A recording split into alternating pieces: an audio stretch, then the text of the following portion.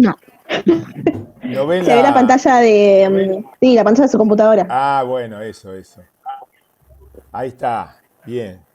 Bueno, empezamos entonces con el texto de García Delgado, el capítulo que vimos nosotros, que es el neoliberalismo tardío entre la hegemonía y la inviabilidad. El cambio de ciclo en Argentina. Es un capítulo que tiene como un nombre muy largo, pero bueno, es interesante. Y voy a empezar leyéndoles un pequeño texto que tiene al principio, que nadie lee, pero que a veces con los que escribimos lo ponemos porque nos resulta interesante, que es esta frase de Byung-Chul Han, que es un filósofo coreano que se hizo más famoso ahora porque escribió unos textos sobre la pospandemia con respecto al pasaje a una sociedad de control y autoritaria a través de más que autoritaria, de control a través de las nuevas tecnologías, ¿no? Hablando de China y de Corea. Y lo que plantea él es que quien fracasa en la sociedad neoliberal del rendimiento se hace a sí mismo responsable y se avergüenza en lugar de poner en duda el sistema. En esto consiste la especial inteligencia del régimen neoliberal. No deja que surja resistencia alguna contra el sistema. En el régimen de explotación ajena era posible que los explotadores se solidaricen juntos y juntos se alzaran contra el explotador. En el régimen de la autoexplotación, uno dirige la agresión contra sí mismo. Parece interesante porque es de alguna manera eso lo que plantea el neoliberalismo, y el neoliberalismo tardío lo exacerba de una manera interesante. Esta idea del esquema del individualismo meritocrático en el cual solamente ganan los mejores, los mejor preparados, los emprendedores, los que toman riesgo, y nos muestran siempre, por supuesto, como ejemplo de esa concepción a los que ganan, y dejan afuera de la foto a que por cada uno que gana hay millones que quedan afuera del sistema. Y implica eso después un sistema de culpa que hace, bueno, yo fallé porque yo no pude, porque yo no sé, porque no me lo merezco. En fin, uy, me fui para atrás. Disculpen, lo mío hoy no es la tecnología. Sí, No, yo sigo viendo la pantalla, mis compañeros, digamos. Ah, ¿sí? Sí, no estoy ¿El viendo. resto también? Ah, sí, yo Sí, también profe. pensé que. O sea, No, se no. ven las pestañas, se ven tus pestañas, se ve que estoy. Abiertas. Sí, Claro. nosotros en realidad. A ver, esperen un segundito. A ver. Qué problema. Si el otro día anduvo tan bien esto. Vamos a volver para acá. Ahora nos vemos todos, ¿no? Puede fallar. Sí. A ver, compartir pantalla. No me estaría dando bola. Ese soy yo. Si ahí pongo compartir pantalla. Ahora sí. Compartir. Bien. Ahora sí me ven. Ahora sí ven mi Eh, pantalla. sí, tu Sí, pantalla la vemos, pero estás con la pestaña, ahora sí. Ahí sí. Ahora ahí sí, sí. ahora sí. Bien, bien. Ahí está. Bueno, todo lo que le dije hasta hace un ratito tenía que ver con estas cosas. Eh, Profe, no se olvide de grabar la ¿Cómo? clase.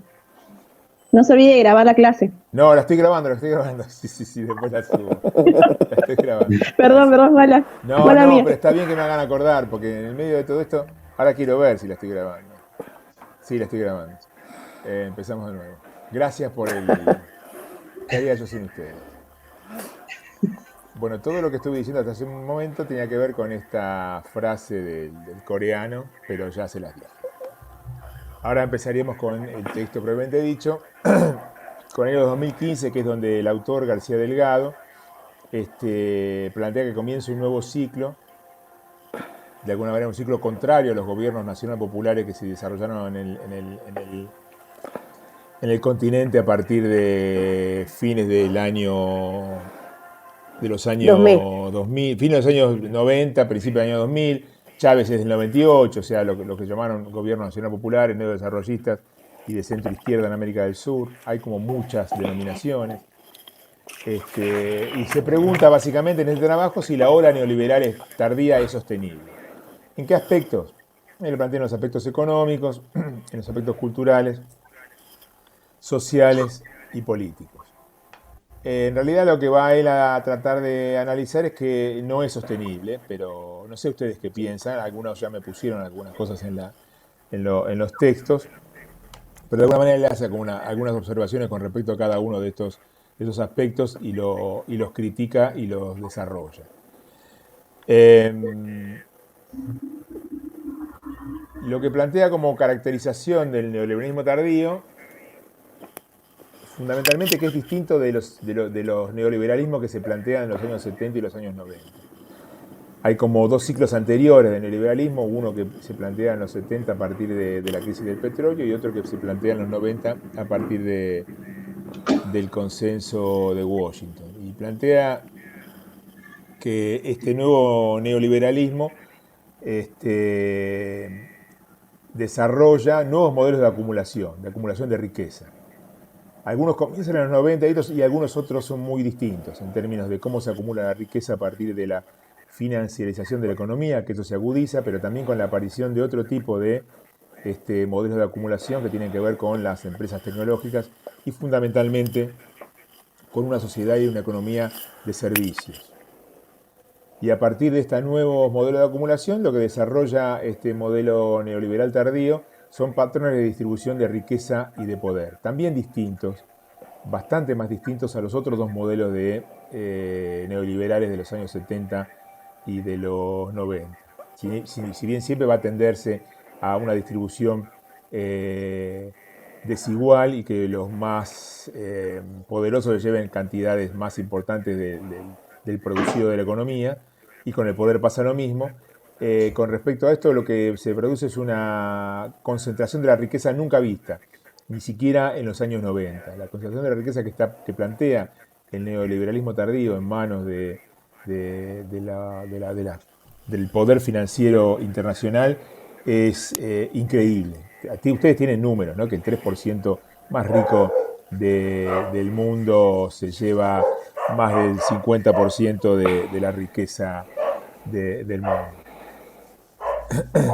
Y la idea de que se generan nuevas subjetividades. Si escuchan los perros, son mis perros que ladran todo el día.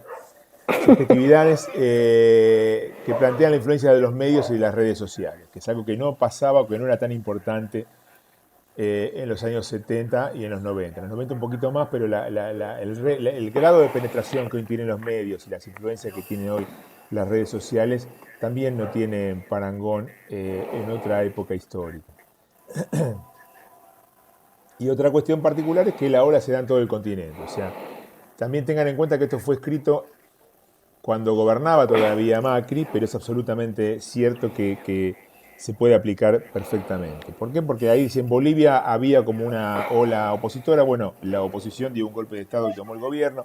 Tenemos Bolivia, en Uruguay gana, pierde el Frente Amplio y gana una coalición de derecha. En Venezuela siguen hackeándolo a Maduro, gana Bolsonaro. Bueno, en la Argentina en ese momento ganaba Macri, ahora gana Alberto Fernández, pero en el resto de Latinoamérica sigue habiendo una ola neoliberal importante. Duque en Colombia, Piñera sigue en Chile, como les decía, gana la derecha en Uruguay, Bolsonaro. Hay una escalada neoliberal importante que sigue siendo importantísima en todo el continente. Y otra cosa interesante es que el contexto es absolutamente distinto de los 70 y de los 90 con respecto a la cuestión de que en estos casos, en los 70, el neoliberalismo llega al gobierno en Sudamérica vía golpes de Estado. En este caso llegan vía, salvo en el caso de Bolivia, han llegado vía Macri ganando elecciones, Piñera ganando elecciones, Bolsonaro ganando elecciones.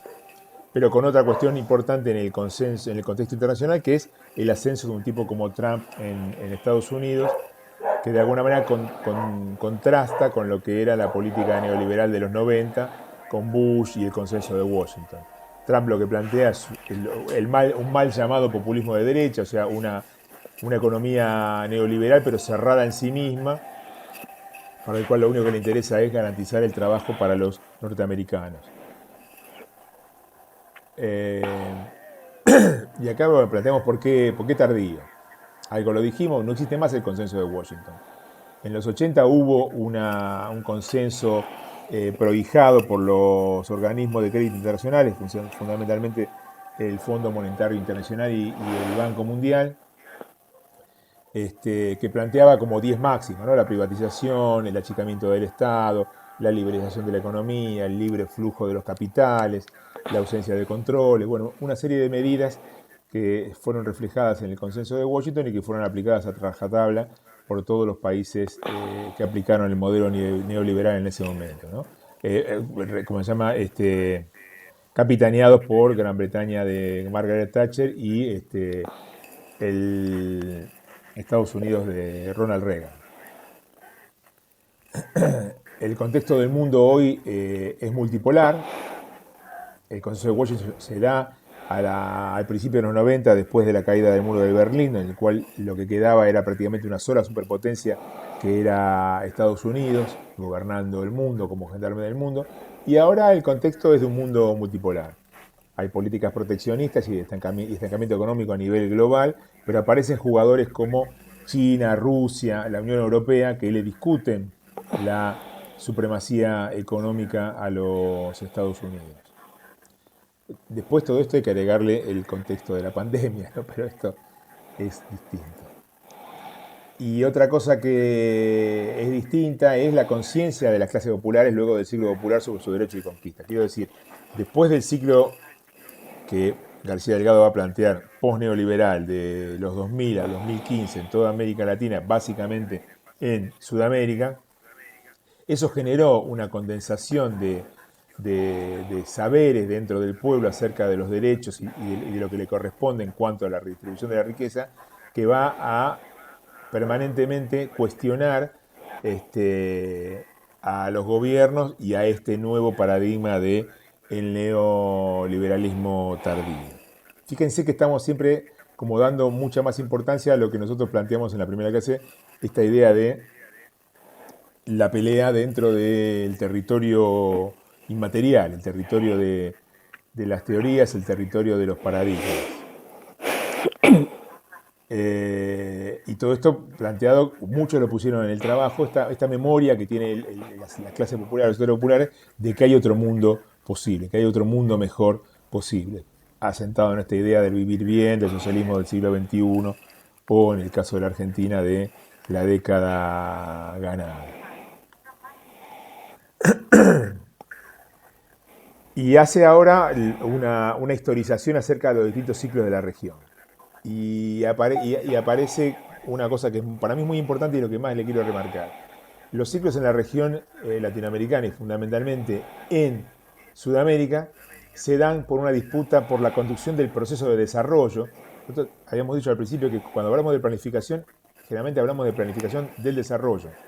Y dentro de esos procesos de planificación del desarrollo, lo que se disputa es la conducción de quién planifica ese desarrollo. Entre la corriente popular expansionista, en la cual estarían los gobiernos populares de Evo Morales, de Néstor y Cristina Kirchner, de Lula, de Correa, del Frente Amplio en Uruguay, bueno, contra la corriente liberal que plantea todo el tiempo el achicamiento del Estado, la disminución de salarios, la pérdida de empleo y otra serie de cuestionamientos a las medidas nacionales populares. El primer momento neoliberal, como les decía, se da en los años 70. Acá les voy a dar una pequeñísima reseña histórica. En los años 70 se produce una gran crisis mundial a partir de la caída de los precios del petróleo. Eso provoca una crisis tremenda en el capitalismo central, fundamentalmente en Estados Unidos, que la revierte haciéndose cargo del excedente producido por ese aumento del petróleo. O sea, los árabes ponen en jaque al mundo porque aumentan el petróleo, y Estados Unidos se da cuenta que si aumentan el petróleo, los árabes lo que van a tener es mucha plata y no van a saber qué hacer con ella. Entonces dicen, muchachos, denmela a mí que yo se las administro. Y a partir de ahí empieza el primer momento neoliberal. ¿Por qué? Porque empiezan a transformarse las economías, sobre todo de los países emergentes, porque con toda esa masa de dinero, los bancos estadounidenses, ¿qué hacen? Se lo prestan a los países emergentes. ¿Y quiénes son los países emergentes? Nosotros. ahí empieza el famoso tema de la deuda externa, porque en general la deuda se tomó de esta manera, como dice la canción con respecto a la droga: el primero te lo regalo, el segundo te lo vendo. Las tasas de interés de los primeros préstamos eran bajísimas y eso le permitió a muchos gobiernos de los años 70, 80, en su mayoría en América Latina, gobiernos militares, tomar mucha deuda a tasa muy baja, que después se transformó en un problema cuando los países centrales decidieron empezar a cobrar intereses que no se podían pagar. El segundo momento neoliberal lo plantea con la llegada del consenso de Washington, la caída del muro de Berlín, los años 90, y el establecimiento de una sociedad de servicios, de consumo y de comunicación, en la cual, y esto es muy importante, empieza a ser mucho más importante y mucho más relevante lo financiero que la producción. Por primera vez en el mundo empieza a ganar mucho más dinero, a hacer negocio con la plata, que hacer negocio con la producción. ¿Se entiende? La generación de riqueza empieza a ser fundamentalmente a partir de negocios financieros. Acá hice lío. Y después aparece el ciclo post-neoliberal de los años 2000, con todo lo que dijimos, ¿no? Ampliación de derechos, redistribución de ingresos, la aparición del Estado presente, políticas redistributivas, políticas reivindicativas de las mayorías y de las minorías también, y otra serie de cuestiones, porque la ampliación de derechos no se detuvo solamente con la ampliación de derechos sociales, sino que además se dieron económicos, sino se dieron también como derechos sociales y como derechos de minorías, digamos, como cuestiones que tienen que ver con la salud pública, reproductiva, identidad de género y demás cuestiones. Y lo que plantea el autor es que este ciclo postneoliberal comienza a tener limitaciones con otra gran crisis que hay en el año 2008, lo que se llamó la crisis de la burbuja inmobiliaria.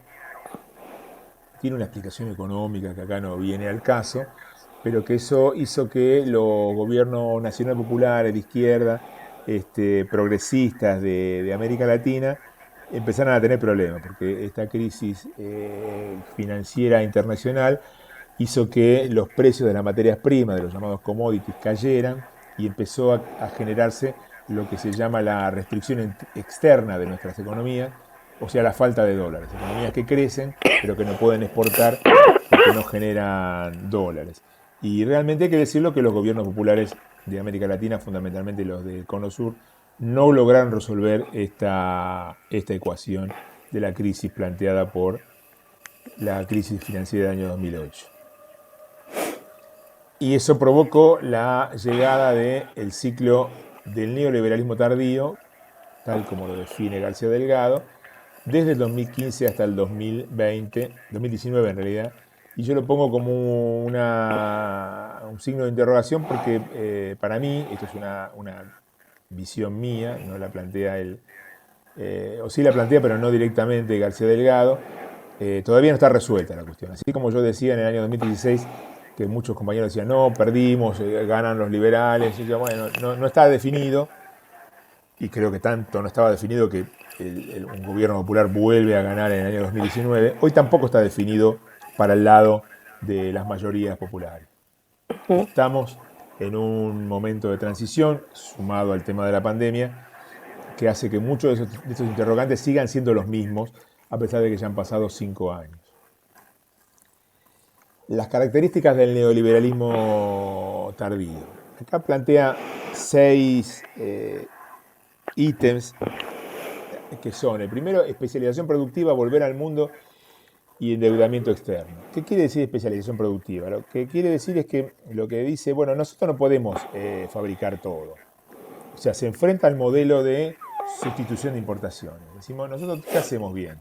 Producimos alimentos y granos. Bueno, entonces volvamos a producir alimentos y granos y a vender petróleo y a vender minerales sin procesar, que eso es lo que nos sale bien, y dejemos que los que saben y los que tienen más tecnología nos vendan sus productos manufacturados baratos en dólares. De esa manera se vuelve al mundo a partir de un ciclo de endeudamiento externo. Esto, acá voy a enganchar el tema de la pandemia. Esto explotó, este tema de la especialización productiva, muy clásico del neoliberalismo, explota con su peor cara en el tema de la pandemia. Por ejemplo, con toda la crisis que hay ahora con el tema de los barbijos. Porque con esta cuestión de que los estados empezaron a decir, no podemos fabricar de todo, hagamos lo que hacemos bien, especialicémonos en esto, hizo que, por ejemplo, los únicos que fabricaran barbijos en todo el mundo mundial fueron los chinos, porque lo fabricaban rápido, porque lo fabricaban barato y porque a nadie le importaba la calidad de los barbijos. Y ahora no hay ningún país del mundo mundial que fabrique barbijos y estamos todos importando barbijos de China y ahora nos quejamos de que son malos, que vienen vencidos, que se les dan los elásticos. ¿Se entiende la idea de contraponer un desarrollo nacional autónomo que nos permita, en el caso de una crisis, fabricar cosas cuando no podemos importarlas?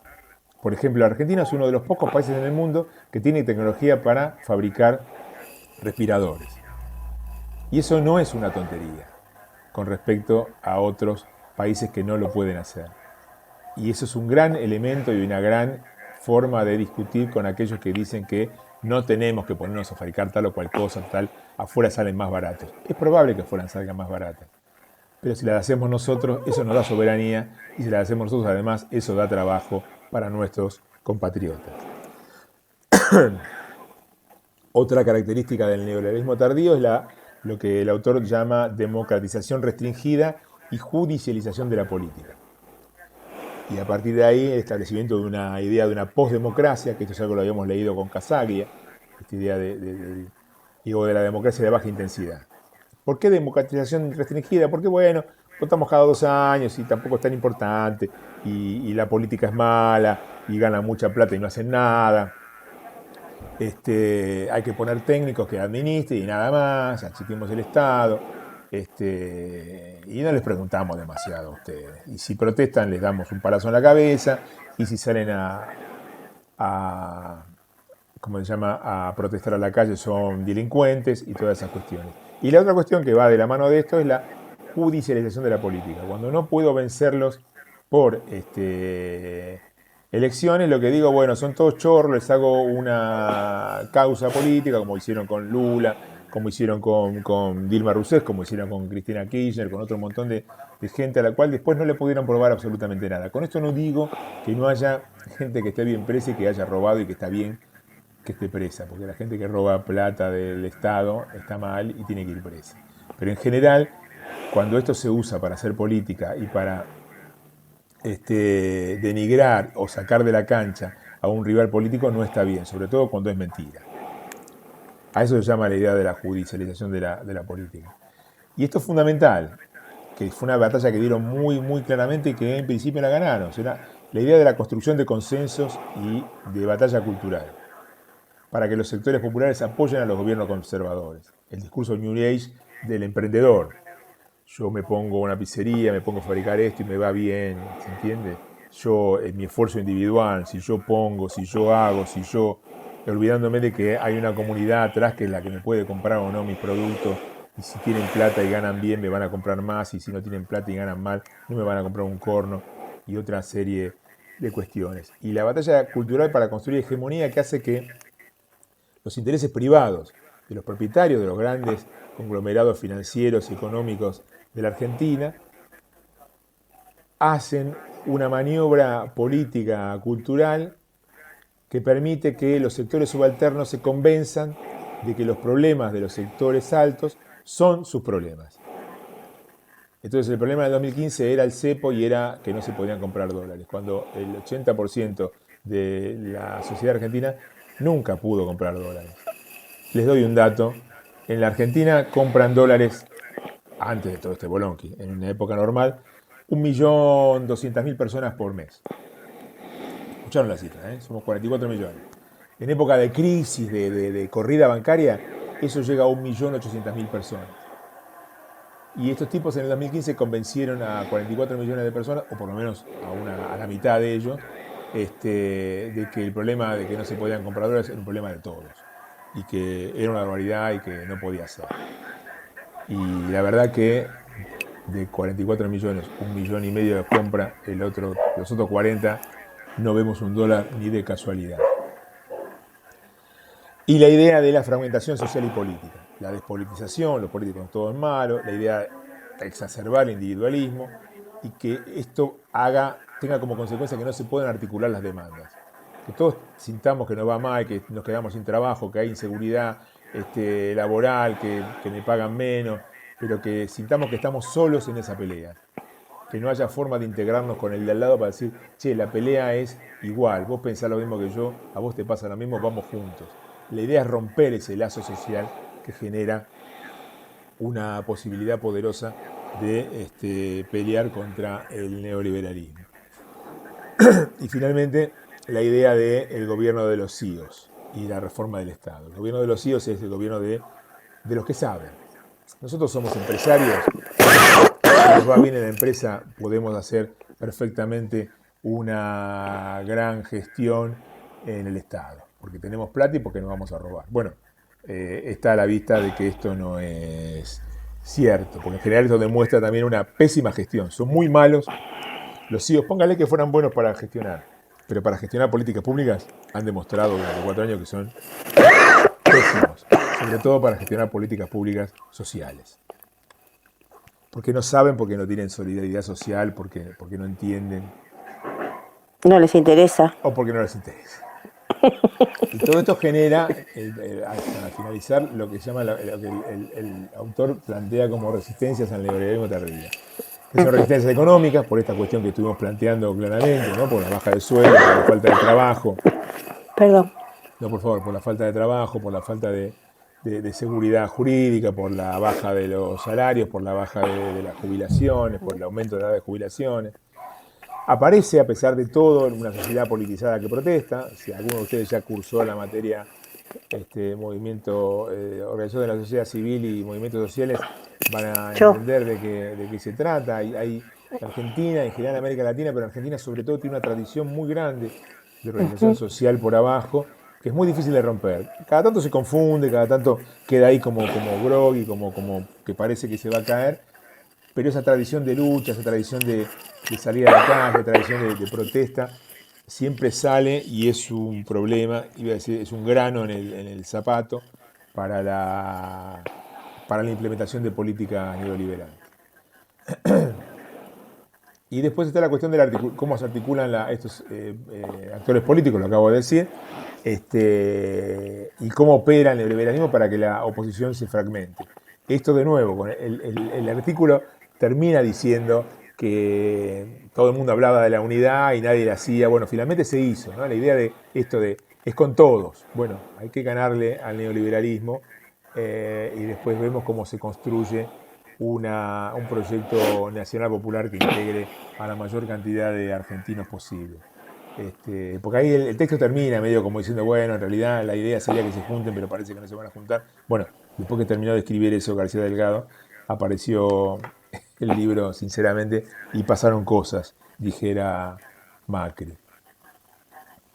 Y finalmente termino con una frase del texto que me parece interesante como para dejárselos para pensar, que es: las sociedades bajo el neoliberalismo tardío oscilan así entre un estrecho sendero entre la hegemonía y la inviabilidad económica, política, social y cultural. Esto es, en sociedades como la Argentina, en la cual la idea del progreso social, la idea del trabajo como derecho y la idea de la democratización del bienestar, que es algo que está instalado desde hace 70 años en el corazón de los sectores populares, es prácticamente imposible, o por lo menos le hace muy difícil el trabajo al neoliberalismo para poder imponerse. Esas son todas las cuestiones por las cuales el neoliberalismo tardío genera resistencia. Y en esto tenemos ahora, tema pandemia, acá termina la charla sobre el texto. Si ustedes están leyendo cosas que se están produciendo ahora, hay casi un consenso acerca de que los estados deberían hoy otorgar lo que se llama universalizar lo que hoy tenemos nosotros como la UH, que sea algo así como un ingreso ciudadano universal. O sea, que los estados le garanticen a todos sus ciudadanos una suma determinada mensual que le permita cubrir las necesidades básicas. Y después si trabaja, o sea, se entiende, ¿no? O sea, que nadie esté por afuera del sistema. que es la única manera de poder empezar a socializar y que la economía se ponga de nuevo en marcha y que de verdad la gente pueda vivir tranquila y más feliz. Bueno, volvemos a la